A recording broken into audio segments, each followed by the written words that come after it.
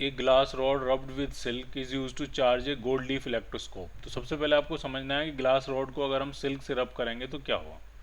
तो उससे क्या होता है, जब हम ग्लास रॉड को सिल्क से रब करते हैं तो ग्लास रॉड पॉजिटिवली चार्ज हो जाती है। ठीक है, कोई ग्लास की अगर रॉड है और उसको हमने अगर सिल्क से रब कर दिया तो ग्लास रॉड पे जो चार्ज आ जाता है वो कैसा चार्ज आ जाता है, पॉजिटिव चार्ज। और उस पॉजिटिवली चार्ज ग्लास रॉड से हम इलेक्ट्रोस्कोप को चार्ज कर रहे हैं। ठीक है, तो ये इलेक्ट्रोस्कोप की टॉप बॉल है और ये अंदर ये जा रहा होगा इस तरह से। ठीक है, और ये यहाँ पे हुक होता है और जिसमें दो फॉइल, एल्युमिनियम फॉइल या गोल्ड लीव्स जो हैं वो हैंग होती हैं। ठीक है, जैसे ही आप इससे इसको टच कराओगे तो इस पर कैसे चार्ज आएगा, पॉजिटिव, और वो पॉजिटिव चार्ज इन लीव्स पे भी आएगा जिसकी वजह से इनके बीच में रिपल्शन होगा और कुछ सेपरेशन, कुछ एंगल जो है वो क्रिएट हो जाएगा। ठीक, अब क्या कह रहे हैं, the electroscope is thus charge is expose to X-rays for a short period. अब इस पर हमने कुछ एक्सरेज भी गिराई। ठीक है, हमने इस पर क्या गिराई, कुछ एक्सरेज भी गिराई। तो एक्सरेज से रेडिएट करने से क्या फ़र्क पड़ेगा, तो जब आप एक्सरेज गिराओगे तो ये एक्सरेज जो होती हैं वो इन इलेक्ट्रॉन्स को नॉकआउट करके बाहर ले जाएंगी, यानी इस मेटल की बॉल में जो थोड़े बहुत इलेक्ट्रॉन्स और भी होंगे उनको वो नॉकआउट करके बाहर ले जाएंगे। ठीक, जिसकी वजह से यहाँ पे और ज़्यादा पॉजिटिव चार्ज आ जाएगा, तो इनकी जो प्लेट्स हैं इन पे और ज़्यादा पॉजिटिव चार्ज आ जाएगा जिसकी वजह से रिपल्शन बढ़ जाएगा, तो इनके बीच का सेपरेशन बढ़ जाएगा। क्लियर, तो the leaves will diverge further, so your answer will be B part. ठीक है, सबसे पहले पॉजिटिव चार्ज कहाँ से आया, तो ग्लास रॉड को जब आपने सिल्क से रब किया तब पॉजिटिव चार्ज आ गया, और जब आपने उससे इलेक्ट्रोस्कोप को चार्ज किया तो इन पर भी पॉजिटिव चार्ज आ गया, तो डाइवर्जेंस थोड़ा सा क्रिएट हो गया होगा। उसके बाद जब आपने इसमें एक्सरेज गिराई तो एक्सरेज से इलेक्ट्रॉन्स जो हैं वो आयनाइज होकर बाहर निकल आएंगे। ठीक है, इलेक्ट्रॉन्स जो है वो बाहर आ जाएंगे, नॉकआउट करके एक्सरेज जो है वो इलेक्ट्रॉन को ले जाएंगे अपने साथ, तो यहाँ पे पॉजिटिव चार्ज और बढ़ जाएगा, तो पॉजिटिव चार्ज यहाँ भी बढ़ जाएगा, तो इनका डाइवर्जेंस और ज़्यादा बढ़ जाएगा। So your answer is B part.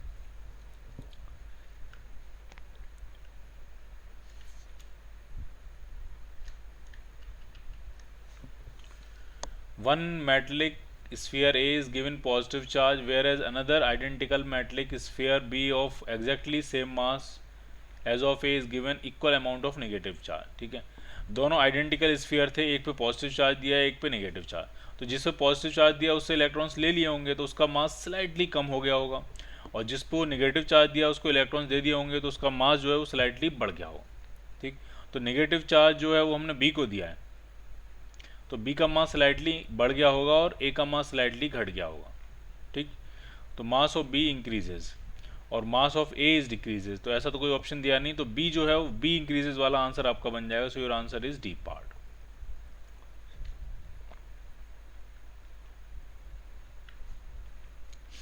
इसमें क्या है, अगले क्वेश्चन में एक चार्ज मेटलिक बॉल है, उसको हम एक इंसुलेटिंग मेटल कैन है, इंसुलेटेड मेटल कैन मतलब उस मेटल कैन का कहीं कोई कनेक्शन नहीं है, अलग से है, और उसके अंदर हम उसको नीचे लोअर कर रहे हैं। ठीक है, द बॉल पे जो है पहले कैसे चार्ज है, पॉजिटिव चार्ज है।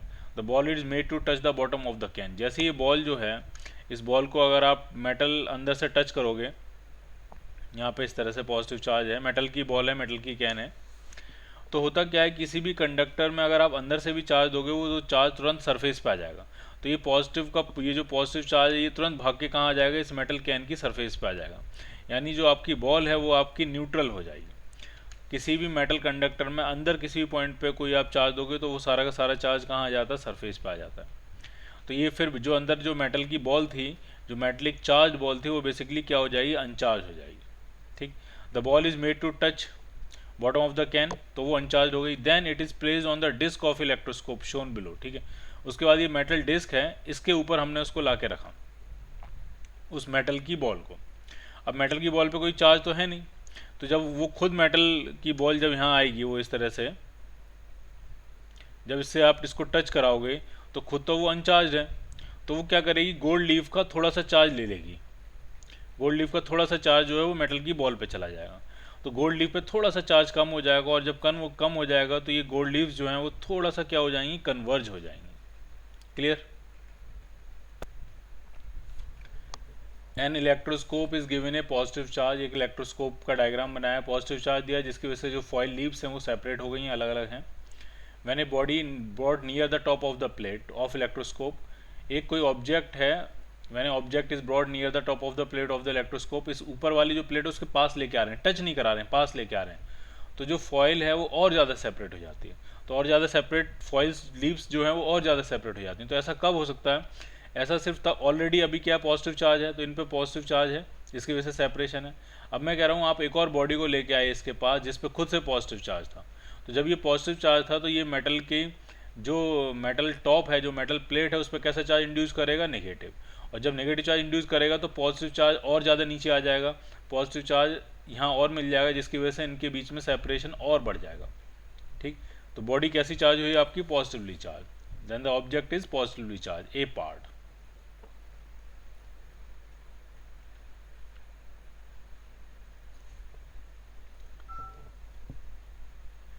Given are 4 arrangements of 3 fixed electric charges, 3 fixed electric charges हैं और 4 अरेंजमेंट है उनके, पहला, दूसरा, तीसरा, इसमें तीनों लगातार एक साथ हैं पॉजिटिव चार्जेस, इलेक्ट्रिक चार्जेस हैं। पहले केस में तीनों पॉजिटिव हैं, दूसरे केस में ये दोनों पॉजिटिव हैं, ये नेगेटिव हैं, तीसरे केस में ये दोनों पॉजिटिव, ये नेगेटिव है, पॉइंट पी यहाँ रखा हुआ है, और इसमें पॉजिटिव नेगेटिव पॉजिटिव और पॉइंट पी यहाँ है। ठीक है, a point P labelled P is also identified a test charge in each arrangement.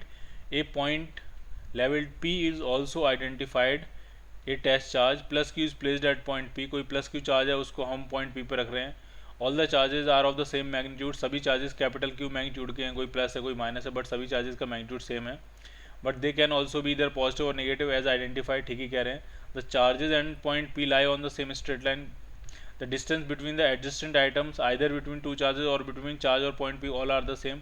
तो पूछ क्या रहे हैं? हमसे पूछ रहे हैं correct order of choices in a decreasing order of magnitude of force on point P। Point P पे जो फोर्स लगेगा उनके उसके मैग्नीट्यूड का करेक्ट ऑर्डर पूछ रहे हैं। ठीक है, तो पहला केस में ये Q चार्ज है प्लस Q, ये प्लस Q है, ये प्लस Q है, और यहाँ पे चार्ज जो है वो स्मॉल Q है, प्लस स्मॉल Q, ये पॉइंट P है, और हमें फोर्स कैलकुलेट करना है। ठीक है, हर केस में डिस्टेंसेस हर दो के बीच में सेम है, यानी ये डिस्टेंस R है, ये डिस्टेंस R है, तो ये डिस्टेंस भी R है, तो इस पर जो फोर्स लगेगा वो क्या लगेगा? तो फोर्स लगेगा आपका K Q Q upon are square. ठीक, फिर जब इसका और इसका देखेंगे तो आ जाएगा आपका K Q Q upon 2r का स्क्वायर, मतलब 4r स्क्वायर, और फिर इसके साथ भी देखेंगे तो आ जाएगा आपका plus K Q Q upon 3r का स्क्वायर, मतलब 9r स्क्वायर। तो जो नेट फोर्स आ रहा है पहले केस में, फोर्स ऑन स्मॉल क्यू, जो कि टेस्ट चार्ज की तरह ट्रीट करना है आपको, तो वो आ रहा है k Q Q upon are square आ गया कॉमन, तो अंदर आपका बच रहा है 1 + 1/4 + 1/9। पहला केस है ये। ठीक, फर्स्ट केस। सारे केसेस का फोर्स बनाएंगे और फिर हम कंपेयर करेंगे। ठीक है, अब हम सेकंड केस की तरफ आते हैं। सेकंड केस में यहाँ चार्ज कैसा है आपका? Plus Q. यहाँ चार्ज कैसा है आपका? Plus Q. यहाँ पॉइंट P है तो पॉइंट P है तो पॉइंट P पे चार्ज होगा प्लस स्मॉल q, और यहाँ पे चार्ज कैसा है? यहाँ है आपका माइनस कैपिटल Q। ठीक, अब हम देखेंगे जरा इस पॉइंट P पे रखे हुए चार्ज पे क्या फोर्स लगेगा और कैसे लगेगा। ठीक, बहुत आराम से देखना है आपको। देखिए, ये माइनस इसको अपनी तरफ अट्रैक्ट कर रहा होगा, और ये दोनों प्लस जो हैं इसको रिपेल कर रहे होंगे, यानी डायरेक्शन तीनों फोर्सेस की सेम ही है, और डायरेक्शन तीनों फोर्सेस की सेम ही है तो तीनों फोर्सेस का रिजल्टेंट तीनों का सम होगा। तो इस केस में जो आ रहा है एफ क्यू, वो आपका आएगा, इसका ये डिस्टेंस कितनी r, ये डिस्टेंस कितनी r, और ये डिस्टेंस भी कितनी है r, तो इसका रिपल्शन कितना होगा? तो वो हो जाएगा K Q Q upon are square. इसका अट्रैक्शन कितना होगा? तो वो भी इतना ही हो जाएगा, plus K Q Q upon are square, और इसका रिपल्शन कितना हो जाएगा? तो वो हो जाएगा plus K Q into Q upon 2r का स्क्वायर, मतलब 4r स्क्वायर। ठीक, आपको ये कन्फ्यूजन तो नहीं हो रहा है? यहाँ माइनस चार्ज है तो मैंने यहाँ माइनस क्यों नहीं लिखा? इस माइनस चार्ज की वजह से ही ये प्लस क्यू को अपनी तरफ अट्रैक्ट कर रहा है, तो फोर्स की डायरेक्शन वही हो गई जो इस प्लस क्यू के रिपल्शन की डायरेक्शन है, और जब दो फोर्सेस की डायरेक्शन सेम होती है तो वो सिंपली ऐड हो जाते हैं। तो मैंने यहाँ ऐड कर दिया है, क्योंकि इस माइनस से सिर्फ डायरेक्शन आइडेंटिफाई होगी और डायरेक्शन दोनों की सेम होगी, इसलिए मैंने ऐड कर दिया। तो ये जब आप इसमें के क्यू क्यू कॉमन लोगे, K Q Q upon are square जब आप इसमें कॉमन लोगे, तो ये 1 + 1 + 1/4 यानी 2 + 1/4 हो जाएगा। और इतना तो अब मुझे पता लग गया कि पहले केस से ज़्यादा तो फोर्स दूसरे केस में है। दूसरे केस में जो है इसमें फोर्स का ये जो वैल्यू है ये ज़्यादा है बजाय कि पहले केस के फोर्स से। ठीक है, तो फर्स्ट और सेकंड में कौन डोमिनेटिंग है? सेकंड डोमिनेटिंग है। ठीक, अब जरा हम थर्ड पे चलते हैं। थर्ड वाले में ये वाला चार्ज कैसा हो गया, नेगेटिव हो गया। ठीक,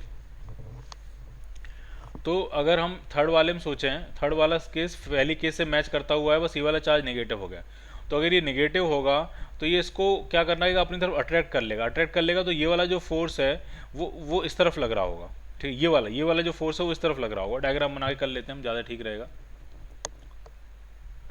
तो पहले और दूसरे में तो डिसाइड होगा कि दूसरा वाला डोमिनेटिंग है, और दूसरे वाले की वैल्यू क्या है वो भी लिख लेते हैं, 2.25 KQ/r², और ये 2.25 हो जाएगा। ठीक, तो मैं यहाँ मिटा के लिख देता हूँ। दूसरे वाले में जो आ रहा है, सेकंड वाले में, वो KQ/r² तो है ही, साथ में क्या था आपका 2.25। चलो अब हम आते हैं थर्ड वाले पे। थर्ड वाले में प्लस प्लस माइनस। ठीक, यहाँ बनाता हूँ, थोड़ा दूर करके बनाता हूँ इसको मैं। प्लस क्यू माइनस क्यू और ये प्लस क्यू, और ये सारी डिस्टेंसेस क्या हैं, आर आर आर। तो ये वाला जो प्लस क्यू है वो इसको रिपेल करेगा, ये वाला प्लस क्यू भी इसको रिपेल करेगा, और ये वाला माइनस क्यू अट्रैक्ट करेगा। ठीक, तो एक अट्रैक्ट करने वाला है और दो रिपल्शन का है, और मुझे ऐसा लग रहा है अट्रैक्शन का फोर्स ज़्यादा होगा क्योंकि वो नियरेस्ट है। तो नेट फोर्स जो होगा वो हो जाएगा अट्रैक्शन का फोर्स माइनस रिपल्शन का फोर्स। तो अट्रैक्शन का कितना हुआ, तो वो आ जाएगा K/Q/r², ये अट्रैक्शन का फोर्स है। माइनस रिपल्शन के दो फोर्स हैं, एक तो है KQ/2r², मतलब 4r², और एक है KQQ/3r², मतलब 9r²। तो ये यहाँ से जो आएगा आपका वो आ जाएगा KQQ तो रहेगा ही रहेगा, r² भी रहेगा, और ये आ जाएगा 1 - 1/4 - 1/9। ठीक, तो ये कैसे भी टू के बराबर कैसे भी नहीं हो पाएगा। तो ये जो फोर्स है ये तो आपका फर्स्ट से भी कम है। फर्स्ट वाले में तो 1 + 1/4 + 1/9 था, ये फर्स्ट वाले से भी कम है, यानी थर्ड वाले का फोर्स तो फर्स्ट वाले से कम है। तो थर्ड वाला तो कैसे भी आंसर नहीं बनेगा। अभी तक जो सबसे डोमिनेटिंग चल रहा है वो सेकंड चल रहा है। अब जरा फोर्थ की बात करते हैं। फोर्थ में भी माइनस होके आएगा क्योंकि दो प्लस हैं वो इसको रिपेल करेंगे, और एक माइनस है वो उसको अट्रैक्ट करेगा। तो इसमें क्या होगा मैं आपको बताता हूँ कि इसमें ये आपको रिपेल कर रहा होगा और ये रिपेल कर रहा होगा, और ये अट्रैक्ट करेगा। इस केस में अट्रैक्शन का फोर्स कम होगा, रिपल्शन के फोर्स से ज़्यादा होंगे। तो 1 वाला रिपेल कर रहा होगा, 1/9 वाला रिपेल कर रहा होगा, और 1/4 वाला अट्रैक्ट करेगा। तो इसका एक्सप्रेशन ये बनेगा, आप सॉल्व करके देख लेना, ये बनेगा। तो सबसे ज़्यादा जो आया वो मुझे लगता है सेकंड वाला आया है। सेकंड वाले के बाद कौन आया है, फर्स्ट वाला आया है, और थर्ड और फोर्थ में आप कंपेयर कर सकते हो। वैसे सेकंड के बाद अगर फर्स्ट आया है और थर्ड और फोर्थ में कंपेयर कर सकते हैं। थर्ड वाले में क्या था, थर्ड वाले में था 1 - 1/4 - 1/9, ये थर्ड वाला था। और फोर्थ वाले का एक्सप्रेशन ये जो मैंने यहाँ लिखा है 1 - 1/4 + 1/9। तो इन दोनों में अगर हम गौर करेंगे तो फोर्थ वाले का टर्म, फोर्थ वाले की वैल्यू ज़्यादा है और थर्ड वाले की वैल्यू कम है। तो इससे कम हुआ आपका फोर्थ वाला, और सबसे कम जो बनेगा वो कौन सा बनेगा, थर्ड वाला बनेगा। तो ये आपका पैटर्न क्रिएट होगा, second first fourth third, second first fourth और third. So your answer is C part.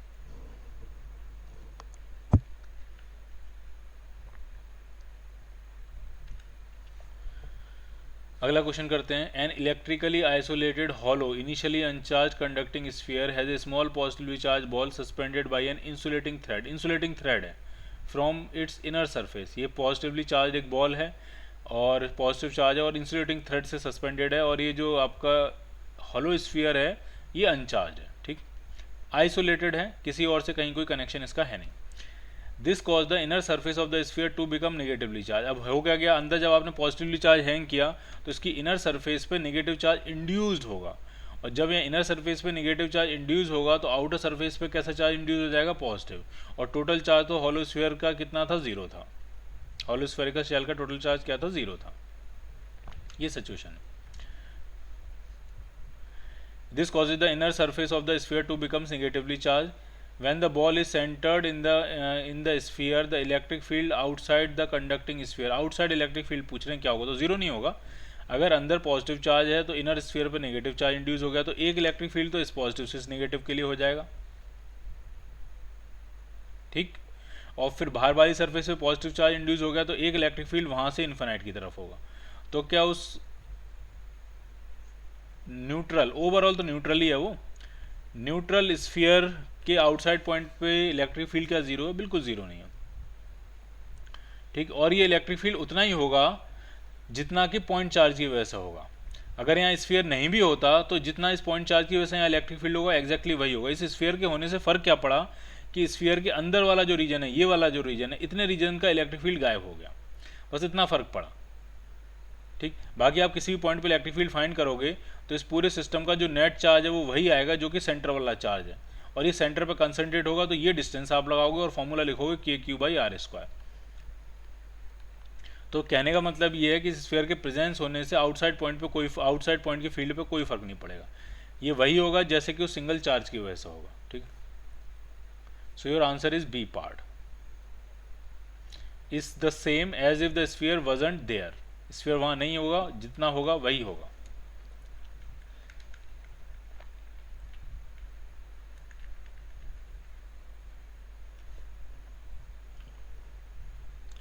A thin metallic spherical shell contains a charge plus q on it। ठीक, थिन स्फेरिकल शेल, इस पे charge है plus q। A point charge plus q is placed at the center of a shell and another charge q1 is placed outside it। इस पे charge है plus capital Q, यहाँ पे centre में रखा है स्मॉल q, और बाहर चार्ज रखा है आपका Q1। ठीक है, the force on the charge at the centre. ठीक, तो सेंटर वाला चार्ज जो होता है अगर वो मेटेलिक शेल के अंदर है तो बाहर वाले चार्जेस, बाहर वाले इलेक्ट्रिक फील्ड से वो इंसुलेटेड हो जाता है। ठीक, बाहर वाले चार्जेस का इलेक्ट्रिक फील्ड अंदर नहीं पहुंचता। ठीक है, तो इस वाले चार्ज पे फोर्स कितना रहेगा, तो वो जीरो ही रहेगा। The force on the charge at the centre, net force on the charge at the centre will be zero, D part.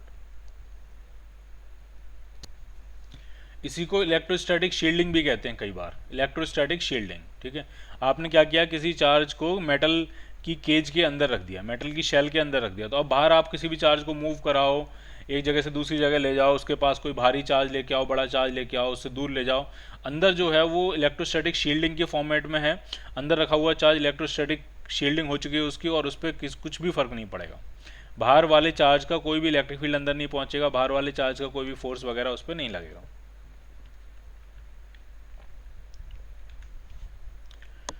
एक कॉपर का स्फीयर है, उसका मास 2 ग्राम है, उसमें इतने एटम्स है, 2 × 10⁻22 एटम्स है, और न्यूक्लियस पे चार्ज आप जानते ही हो कॉपर का है तो 29। The charge on the nucleus of each atom is 29 e electron का चार्ज है, पॉजिटिव चार्ज होगा ये। The mass of an electron, electron का मास भी आपको दिया है। How much mass will the sphere lose or gain if it is given a charge of +2 microcoulomb. तो +2 माइक्रोकूलम चार्ज देने का मतलब है कि आप क्या करोगे, आप उसमें से इलेक्ट्रॉन्स निकाल लोगे, और इलेक्ट्रॉन्स निकाल लोगे तो गेन नहीं होगा, मास का क्या होगा, लॉस होगा। ठीक, तो लॉस होगा, यानी आंसर ए बनेगा, बी तो बनेगा नहीं। नीदर गेन नॉर लॉस, वैसे ही गलत है ये। Change in mass will depend on the kinetic energy of the electron, इससे भी कोई लेना देना नहीं है, तो इसमें कुछ कैलकुलेट करने की जरूरत ही नहीं है, बिना कैलकुलेट करे आप आंसर क्या मार सकते हो, ए पार्ट। अगर कैलकुलेट करना होगा तो कैसे करना होगा समझिए, पहले हम Q = NE का फॉर्मूला लगाएंगे, चार्ज आपको दिया, इलेक्ट्रॉन का चार्ज आपके पास होता है, आप ये निकालोगे कितने इलेक्ट्रॉन्स हमने वहाँ से एक्सट्रैक्ट कर लिए होंगे, और मास कितना आएगा, टोटल मास, कमी कितनी हो जाएगी, तो वो होगा n × स्मॉल m। एक इलेक्ट्रॉन पे कितना मास है वो आपको पता है, कितने इलेक्ट्रॉन्स आपने वहाँ से एक्सट्रैक्ट कर लिए वो आपको पता है, तो टोटल मास कितना कम हो जाएगा वो यहाँ से निकल आएगा। ठीक,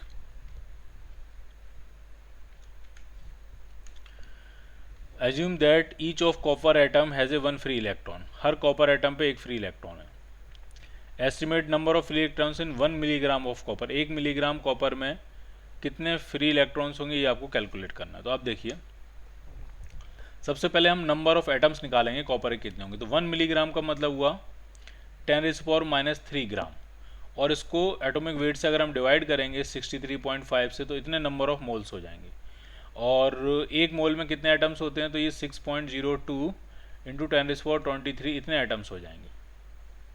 ठीक, और जितने एटम हैं उतने ही फ्री इलेक्ट्रॉन्स जो हैं, क्योंकि वो कह रहे हैं कि हर कॉपर का जो एटम है वो एक फ्री इलेक्ट्रॉन दे रहा है, तो जितने एटम्स होंगे उतने ही फ्री इलेक्ट्रॉन्स होंगे, यानी इतने ही फ्री इलेक्ट्रॉन्स होंगे, तो उन पर टोटल चार्ज कितना हो जाएगा, तो एक इलेक्ट्रॉन का चार्ज होता है 1.6 × 10⁻19 कूलम, तो उतने सारे फ्री इलेक्ट्रॉन्स पे इतना चार्ज हो जाएगा।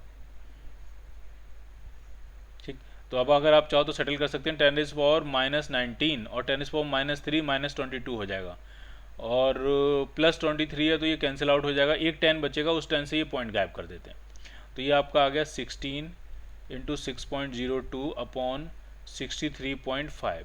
इससे अगर मैं कैंसिल करूं तो अप्रॉक्सीमेट 4 टाइम्स कैंसिल हो जाएगा, अप्रोक्सीमेट। और 4 से अगर मैं इसको कैंसिल करूँगा तो अप्रोक्सीमेट 1.5 टाइम्स कुछ कैंसिल आउट हो जाएगा। तो 1.5 से थोड़ा सा ज़्यादा आने वाला है, तो 1.52 मैच कर रहा है आपका आंसर, तो वही आंसर हो जाएगा। Your answer will B A part.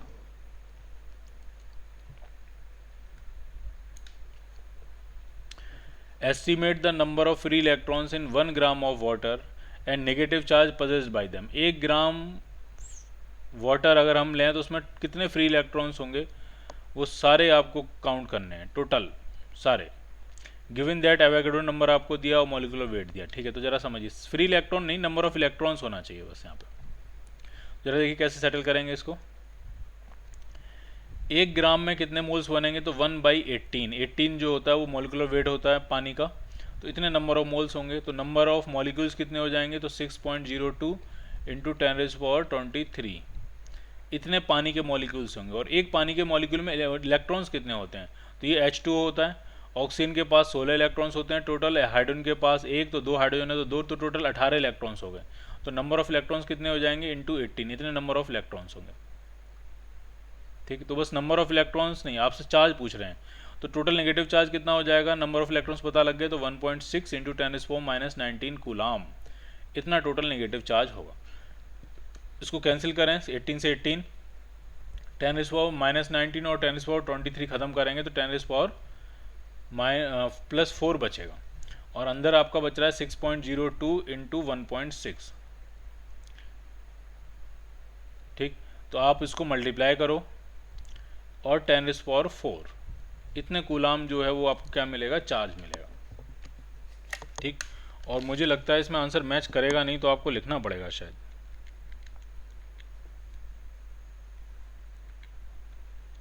देखते हैं जरा।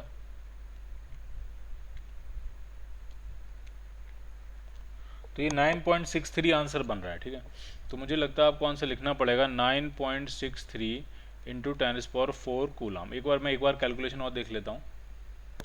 कैलकुलेशन में थोड़ी मिस्टेक हुई है। ऑक्सीजन में तो 8 इलेक्ट्रॉन होते हैं।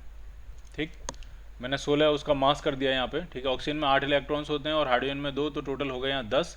तो यहाँ मल्टीप्लाई करेंगे 10 से। ठीक, तो अब आपका एग्जैक्ट आंसर मैच कर जाएगा। फिर से कर लेते हैं। ठीक है, तो ये था 1 ग्राम पानी, उसको 18 से डिवाइड किया तो नंबर ऑफ मोल्स मिल गए, उसमें एवोगाड्रो नंबर से मल्टीप्लाई किया तो नंबर ऑफ मॉलिक्यूल्स मिल गए। और एक पानी के मॉलिक्यूल में कितने इलेक्ट्रॉन्स होते हैं, 10। ऑक्सीजन पे होते हैं 8 और 2 हाइड्रोजन के, तो ये टोटल कितना हो गया, 10। तो इंटू 10 ये हो गए इलेक्ट्रॉन्स, और टोटल चार्ज कितना हो जाएगा, 1.6 इंटू 10⁻19 कूलाम। तो अब आप इसको डिवाइड करोगे तो आपको एक आंसर मिल जाएगा, शायद आपको आंसर बी पार्ट मिलेगा। आप चेक कर लेना, मल्टीप्लाई करके बी पार्ट मिलेगा। Clear. 3 point charges are placed at the corner of an equilateral triangle assuming only electrostatic force are acting। ठीक है, इक्विलेटरल ट्राइंगल के 3 कॉर्नर्स पे 3 चार्ज हमने रखे हैं, इस तरह की सिचुएशन है।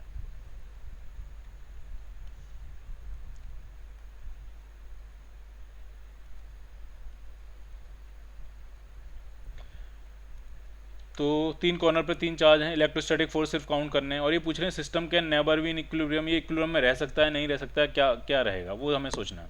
तो जरा डिस्कस करते हैं इसमें। अगर मैं ये कहूँ कि तीनों ही चार्ज पॉजिटिव हैं, तीनों ही चार्ज कैसे हैं, पॉजिटिव, तो ये तो रिपल्शन लगेगा, तो इक्विलिब्रियम में रहेगा नहीं।